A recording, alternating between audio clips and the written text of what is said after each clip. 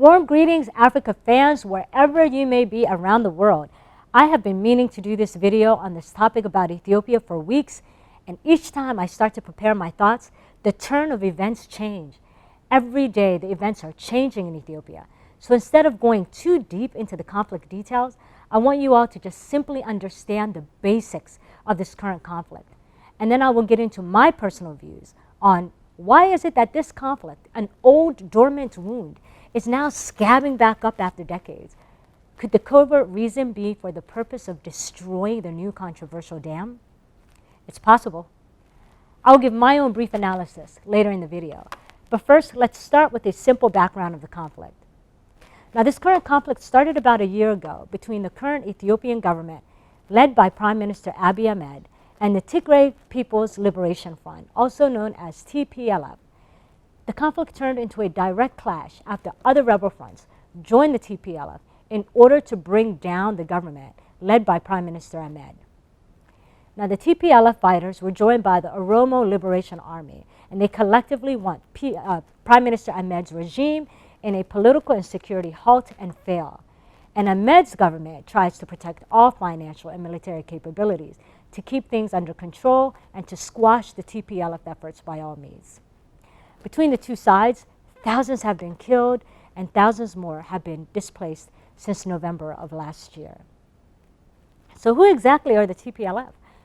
They are a political group of rebels formed in the mid-70s, turned rulers of the country, and who had dominated Ethiopia for nearly 3 decades. That's about 30 years. They were in power in the past, meaning government rule. They are ethnic Tigrayans, known as a group long marginalized by government, and they were always against military dictatorship over them. So just as background, the country has 2 large ethnic groups. The Oromos, Somalis are an extension of the Oromos, by the way, and the Amhara, which both make up almost about 70% total of Ethiopia's population. And the Tigrayans are the 3rd largest and make up about 8 to 10% of the population. Now, despite their lower ethnic numbers, the Tigrayans, through the TPLF, became powerful enough to topple the government in 1991. And they ruled for many years. And up until last year, political differences and conflicts were dormant. Things were in peace. Okay, now let me explain who Prime Minister Abiy Ahmed is. Now, Abiy Ahmed is most notably known as the 2019 Nobel Peace Prize winner for his quick and result-driven diplomatic efforts in making peace between Ethiopia and Eritrea. His push for peace and cooperation with neighboring Eritrea was a political milestone for the entire East Africa region. And by the way, do not assume from his last name that he is a Muslim. Abiy Ahmed is an evangelical born-again Christian. And I bet many of you did not know that. Just a side note, not everybody named Ahmed is a Muslim, and not everyone named Smith is a Christian.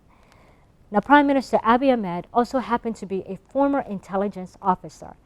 And most interestingly, he had once himself been part of the TPLF-dominated government when they did rule.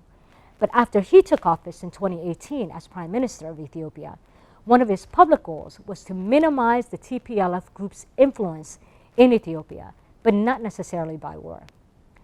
All right, so you now have just a brushing of the issue. And trust me, a lot more details in between, and I'll allow all of you to discuss and chime in the comments section. Here's why I think it's related to the controversial dam.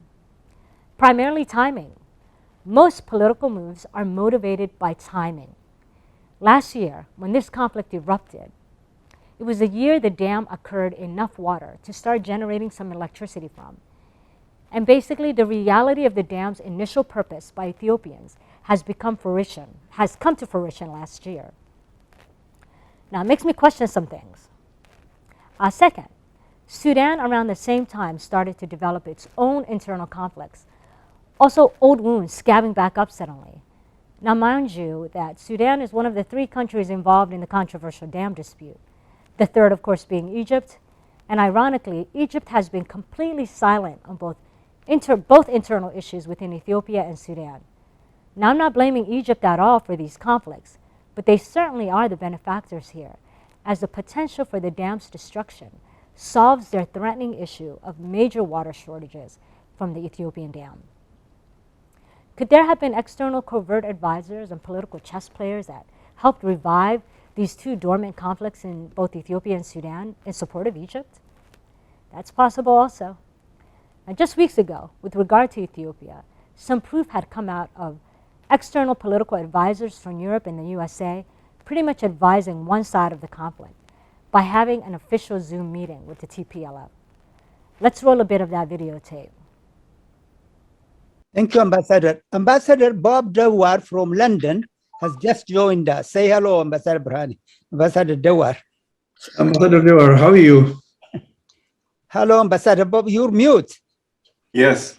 Well, no, it's a pleasure to be able to see you and to participate. I apologize for not being here throughout because of technical problems. My email is completely out. I'm able to get to this meeting via the internet, but not on through the normal link. So I do apologize for that.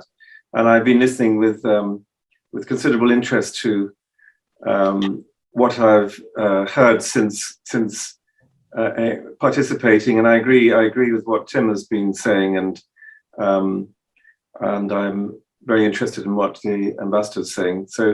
But I can't contribute very much more at the moment because I wasn't present at the beginning. But very nice to be present. Thank you. Thank you.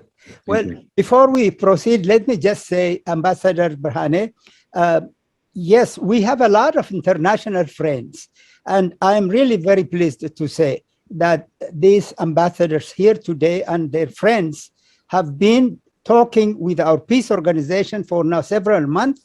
They love Ethiopia. They had great experience in that country, and they want the best for Ethiopia.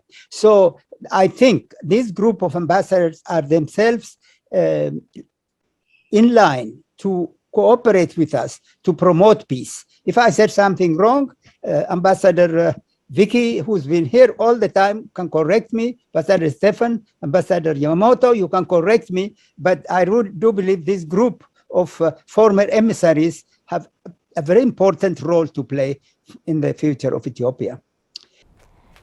To me, as a conflict resolution specialist with a master's degree in it, you cannot mediate or advise on a conflict only on one side.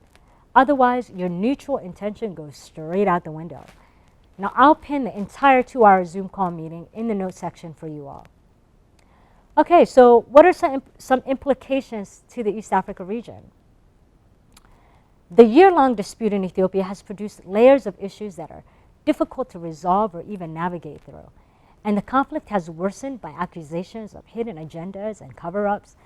And the trust is basically broken between the two sides in Ethiopia. This conflict has attracted international attention due to its potential to spread beyond Tigray's borders, with bigger fears of a regional crisis in Northeast Africa. Eritrea, which borders the Tigray region of Ethiopia, has become heavily involved by sending their own troops to support the Ethiopian government.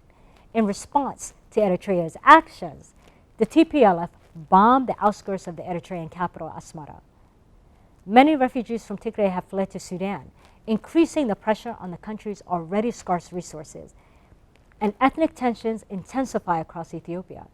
There are serious concerns that Egypt could seek to take advantage of the Ethiopian government's weakened position.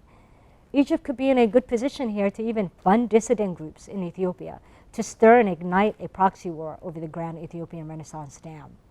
We hope that doesn't happen. It's a big mess, y'all, but it can be cleaned up if all parties have the intention for a peaceful resolution. It is my hope and wish that the conflict cools, that minds cool, and that all parties involved move with best intentions. Now, I'll close off by sharing the beautiful national anthem of Ethiopia, which represents all of Ethiopia's ethnic groups, and national anthem. Enjoy. So in closing, happy holidays, everyone, and see you all in my next video. Peace and love to you. Bye-bye.